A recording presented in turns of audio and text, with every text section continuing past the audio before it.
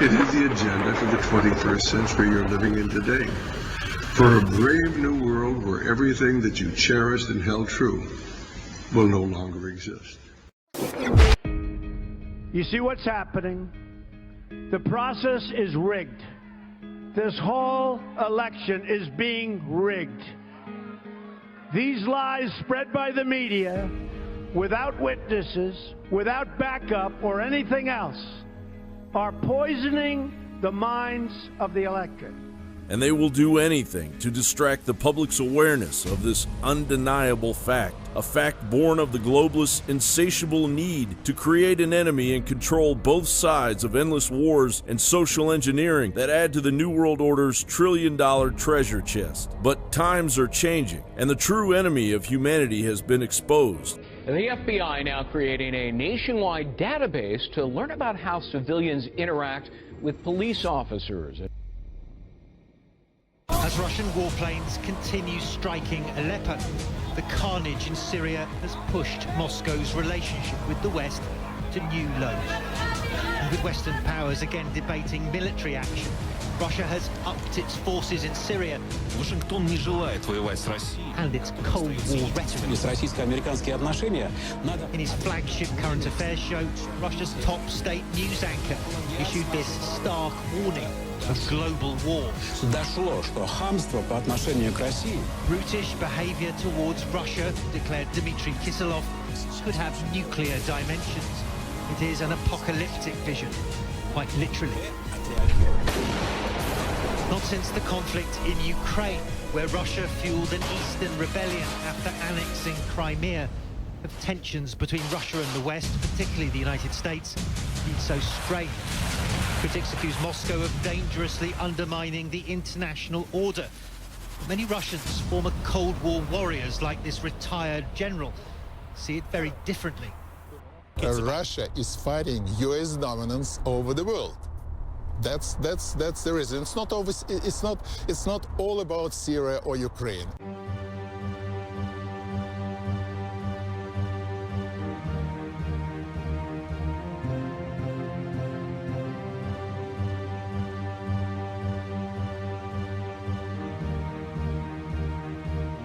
Michael, you can confirm this. In America, they call her a witch. Hey, it's not me saying it. Americans say this. She's a witch. Hillary is a vicious snake. She's a witch. She'll blow up the whole world. Look, the fate of humanity is at stake. If a sick person has her finger on the button, what if she presses the wrong button? What happens to America then? She didn't just catch a cold and get pneumonia. It's a symptom of some very serious diseases, of which she has several. She shouldn't be hiding this. She should tell the whole world the truth. She should undergo a full public physical examination. You guys are being way too kind to her. Too much sympathy. She'll press the nuclear button. She'll blow you to kingdom come. Trump will be much better. He'll be a historically great president. A head of state cannot be allowed to hide their health problems.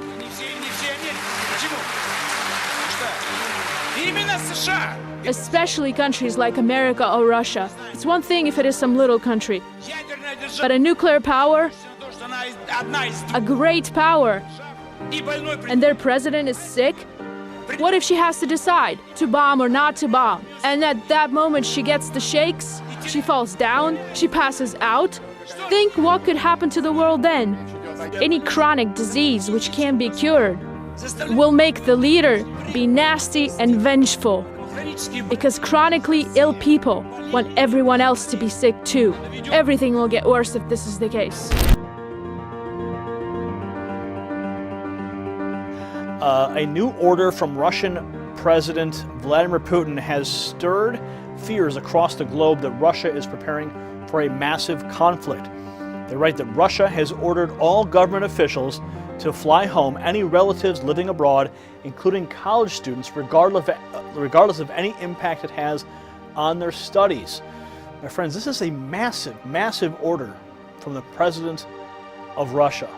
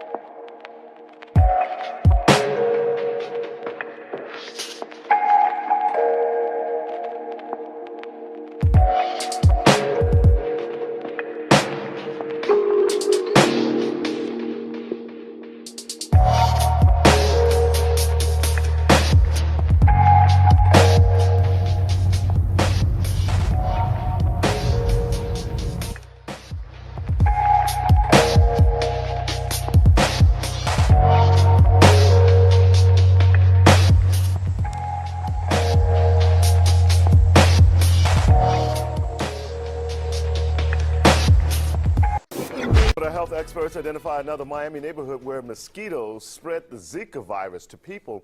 According to the governor's office, 5 people are infected with the virus in an area called Little River. A large portion of Miami Beach remains an active Zika infection zone.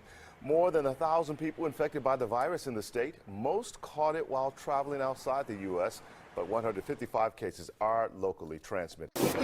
Hundreds of dead fish are washing up on the shore in Guilford. People who live in the area are asking us to come check this out, figure out what is going on here. Yeah, so we did. News 8's Tina Detel tells us what she found. For folks who come to this river, this was really a shocking scene. Dead fish on both banks. Look right there. Oh my gosh!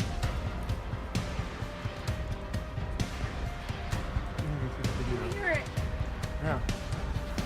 Oh my gosh. We gotta get in the house. Get in the house. It's going away from us. I know. It's okay.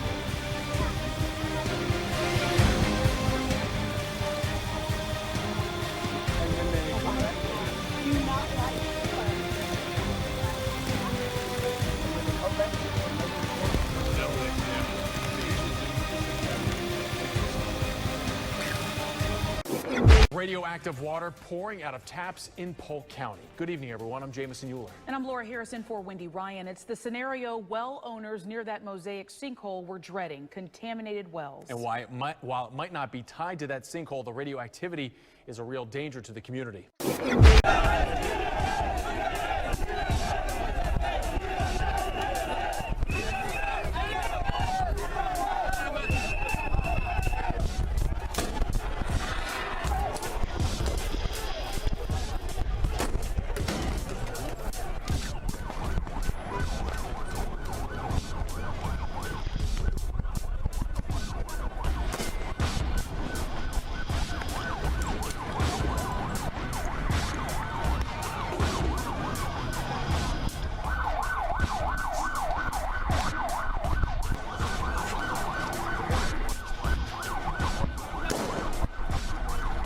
Some new information about a spike in gang violence nationwide. Authorities say a surge in unaccompanied minors coming across the border are easy pickings for gangs. Doug McElway joins us live from Washington with more on that. Doug. Hi, John. This is not really a new problem. The migration of unaccompanied minor children to the U.S. has been an ongoing issue ever since the Civil War in El Salvador began back in 1979. Half of that country's population fled to escape the violence there, many of them to the United States. But unaccompanied minor children, especially males, are vulnerable to gang recruitment because of the lack of structure in their lives, the lack of family in their lives. In fact, one of the two main Salvadoran gangs, the 18th Street Gang, got its start in a Los Angeles prison. and grew back in El Salvador as Salvadoran prisoners were released and deported back home. In recent months, law enforcement is seeing a spike in gang recruitment and activity in cities across America, including here in suburban Washington. A routine call for police, but even the smallest of situations can escalate in Gaza. After 9 years of Israeli siege, frustration and anger are at boiling point, and even a road crash can lead to violence and killing. Every year our problems increase, the population increases, people's suffering increases, but thank God we're still in control, even though there's great pressure from the siege. Police here are overstretched and underpaid. Officers receive only 40% of their salary. The territory needs another 6,000 men, but there's no money to pay for them. A Florence woman now facing terrorism charges. Michelle Bastian facing a judge during her first court appearance today. NABC 15's Navita Fergani is joining us. Navita, this arrest comes after a 5-month investigation. The Attorney General's office, along with the feds, collected a lot of evidence from letters to recorded conversations, even magazines, but it really took someone on the inside of Lewis Prison to really get this case started. Michelle and Thomas Bastin thought they could pull off a plan without a hitch. Court documents revealing Thomas wanted to use explosives to hurt the warden at the Lewis prison or plant a bomb in the vending machines in the visitor center. Investigators say Thomas was working on getting transferred from maximum security to general population so he'd have access to that vending machine and visitor center. His wife then would bring him the supplies to make that bomb. While he was waiting to transfer, she mailed him ISIS propaganda that had instructions on how to make a bomb from materials right out of your mother's kitchen. Those magazines disguised as legal documents found inside Thomas's cell. Thomas came on the Fed's radar back in May when someone on the inside told them that the suspect had converted to Islam and radicalized. Then last month, the tipster told the feds about the plot. Michelle was arrested Wednesday. Her home and work searched for evidence. Investigators found letters and a checklist of materials that she needed to get to her husband at both locations. Now, in those court documents that I read, it reveals that those recorded conversations that Michelle had with her husband, that she knew that her husband had converted to Islam and that he was a supporter of ISIS. Now, coming up at 6, I'm going to tell you that this isn't the first time she's gone to bat for her husband. Back to you.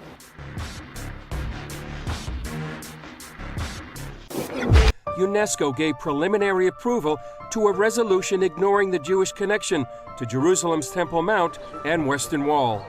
This is at the core of Jewish and Christian history, and yet there's this systematic attempt to airbrush the history out of the picture. Students of the Bible know that the Temple Mount behind me has been the focal point of Christian and Jewish history for thousands of years. It's where Abraham prepared to sacrifice Isaac and where King Solomon built a temple according to the Lord's direction. But this Palestinian-sponsored resolution refers to the Temple Mount and the Western Wall almost exclusively by their Muslim names. On his Facebook and YouTube pages, Israeli Prime Minister Netanyahu said, "The UNESCO theater of the absurd continues." Even if they don't read the Bible, I would suggest that UNESCO members visit the Arch of Titus in Rome. On it, one can see what the Romans brought back to Rome after they destroyed and looted the Second Temple on the Temple Mount 2,000 years ago.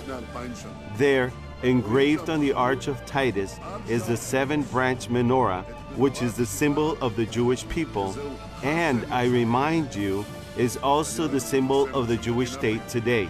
Soon, UNESCO will say that the Emperor Titus engaged in Zionist propaganda. Netanyahu said this decision would be like saying China wasn't connected to the Great Wall or Egypt to the pyramids. CBN senior editor John Waggy said the Temple Mount is really ground zero for the Jewish and Christian faiths. It's also the place where David was made king of Jerusalem, of Israel, and where Jesus overturned the money changers' booths at the temple, and also where Satan tempted Jesus. The U.S. joined Great Britain, Germany, the Netherlands, Lithuania, and Estonia in voting against the resolution.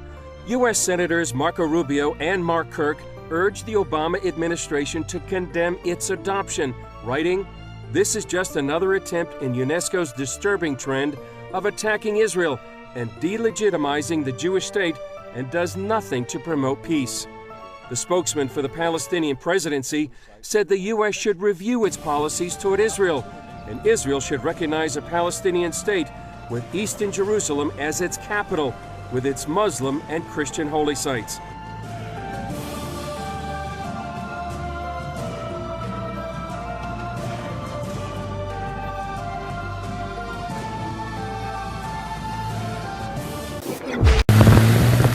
Just to the east of the Eastmoreland Golf Course, traffic came to a screeching halt. A torrential downpour flooded the intersection of Southeast 28th and Martins. 2 cars stalled out in the high water. Several others managed to stop just shy of it. Kaylee Ditlefson spent her Friday evening along Southeast Powell near 19th Avenue. Not because she was stuck, but because others were. She watched vehicle after vehicle drive into water that was several feet deep. She and others assisted the drivers and passengers who got stranded. They were a little worried and panicking, so I jumped in and I went over and I pulled them both through the window and helped them get out. A lot of the flooding can be blamed on clogged storm drains, drains covered by the leaves that have been falling in recent weeks. This was the scene along Southeast Cesar Chavez. Neighbors doing their part to keep streets clear and traffic moving. Come on, man, there's like people splashing all over the place. Somebody's gonna get hurt potentially. And it's not like it's hard. You just gotta stay on it. Even by the levels of violence sometimes seen in Iraq, the attacks that left some 55 people killed were especially bloody. Security and medical sources say there were 3 attacks across the country Saturday. The deadliest, a Shiite gathering in the middle of the Iraqi capital, Baghdad.